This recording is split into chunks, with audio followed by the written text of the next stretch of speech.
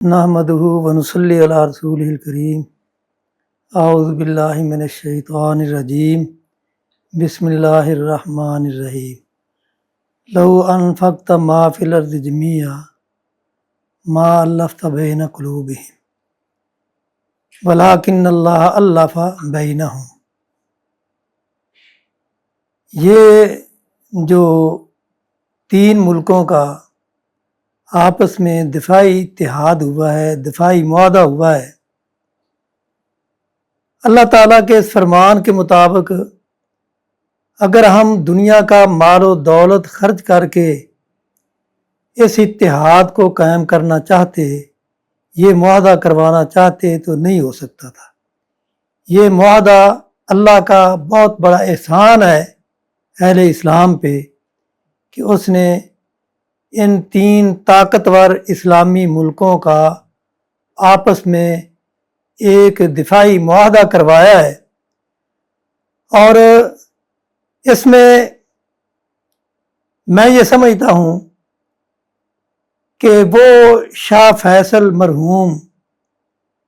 کی جد و جہد جو انہوں نے شروع کی تھی اور اس کو پایا تکمیل تک، ان کے برادر زادے محمد بن سلمان نے اس کو پایا تکمیل تک پہنچایا۔ جہاں ان کا کردار ہے وہاں ہمارے ملک کے وزیر اعظم محمد شہباز شریف اور فیلڈ مارشل عاصم منیر اور اسی طرح ترکیہ کے صدر اردگان، ان کا بھی بہت بڑا کردار ہے، اور یہ ایک ایسا معاہدہ ہے جو اسلامی بلاک کو مضبوط بنائے گا۔ اور میں یہ سمجھتا ہوں کہ جو لوگ اس معاہدے سے یا جو ملک اس معاہدے سے خوش نہیں ہیں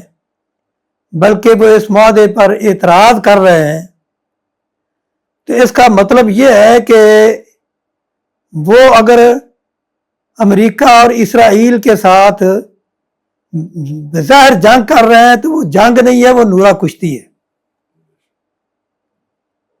کیونکہ اگر وہ اسرائیل کو اور امریکہ کو واقعتاً اپنا دشمن سمجھتے ہیں تو پھر ان کو اس اتحاد میں، یعنی پہلے تو اس اتحاد پہ ان کو اس معاہدے پہ خوشی ہونی چاہیے تھی، اور پھر ان کی طرف سے یہ اعلان ہونا چاہیے تھا کہ ہم بھی اس معاہدے میں شامل ہونا چاہتے ہیں، کیونکہ یہ ایک ایسا معاہدہ ہے جو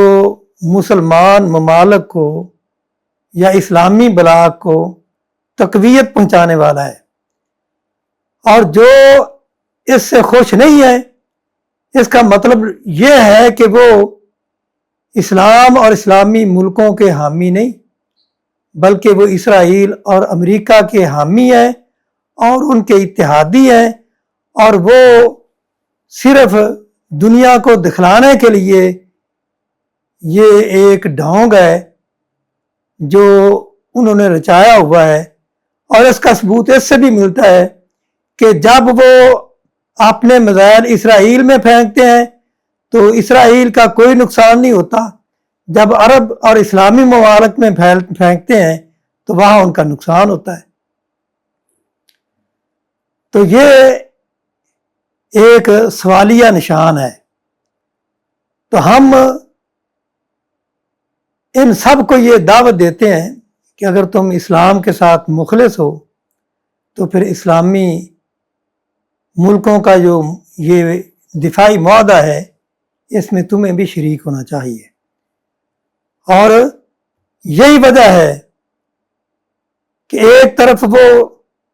شور مچاتے ہیں کہ سعودی عرب نے مقدس مقامات پہ حملہ کیا ہے،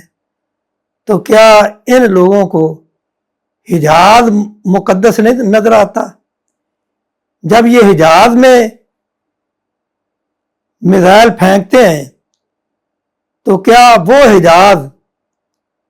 جس میں رسول اللہ صلی اللہ علیہ وسلم کی پیدائش ہے، جس میں ساری اسلامی جدوجہد ہے ان کی، کیا وہ سرزمین مقدس نہیں؟ تو اس لیے ایسے لوگ جو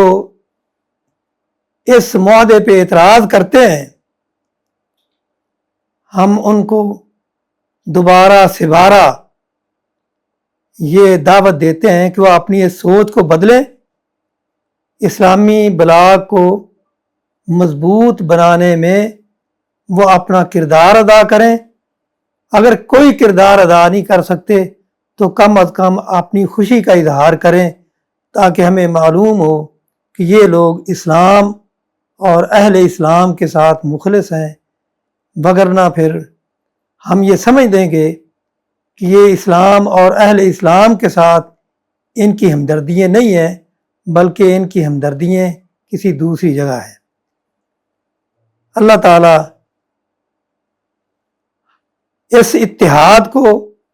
مضبوط بنائے، بلکہ ہماری تمنا یہ ہے کہ جتنے اسلامی ممالک ہیں وہ سب اس پاکیزہ معاہدے میں شامل ہوں، تاکہ جس طرح مغرب نے نیٹو ایک اتحاد بنا رکھا ہے، اسلامی ممالک کا بھی یہ ایک اتحادی بلاک قائم ہو، تاکہ پھر کسی دشمن کو مسلمان ممالک پہ حملہ کرنے کی جرت نہ ہو۔ اللہ تعالیٰ ہمارا حامی و ناصر ہو۔ اللہ تعالیٰ اس اتحاد کو، اس معاہدے کو اور مضبوط کرے اور ان تینوں ممالک کو پورے اسلامی بلاغ کا دفاع کرنے کی توفیق عطا فرمائے۔ وآخر دعوانا ان الحمدللہ۔